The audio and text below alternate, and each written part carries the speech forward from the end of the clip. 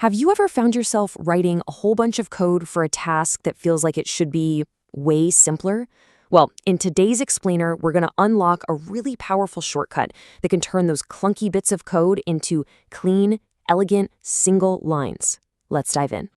So let's start with a feeling I bet you've had. I like to call it the one-liner problem. It's that feeling that you're basically building a whole house just to hammer in one tiny nail. You're writing this formal multi-line function for a job that just feels like it should be simpler. I mean, think about it. You just need to square a number real quick, or maybe generate a simple sine wave for a plot. Do you really need to go and create a whole new file, save it, and call it just for that one little thing? It feels like overkill, right? Okay, so look here on the left. This is the standard way, the old way. We define a function, we give it a name, specify the output, write the operation. I mean, it's a whole ceremony for one tiny calculation. But what if there was a better way? What if we could just skip all that and get straight to the point? Well, guess what? There is. Meet the hero of our story, the anonymous function. This is the elegant one-line answer to the very problem we've been talking about, and it's designed specifically for these kinds of situations. So, what exactly is it? An anonymous function is pretty much what it sounds like. It's a function without a formal name. It's a simple one-line powerhouse that you create right there in your script using that special @ handle. No separate files, no extra fuss. Here's probably the best way to think about it. A regular function, that's like writing a formal memo. It's official, it gets filed away, and it's meant for important stuff you'll use over and over. But an anonymous function, that's your sticky note. It's for a quick, disposable calculation you need right now. Use it, and then you just toss it. Simple as that. Okay, so how do we actually write one of these things?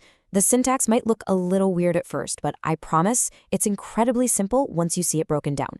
Let's just walk through it together, step by step. All right, let's break down the magic. It's just 3 easy parts. First, you start with the @ symbol. This little guy is basically you telling the program, hey, an anonymous function is coming.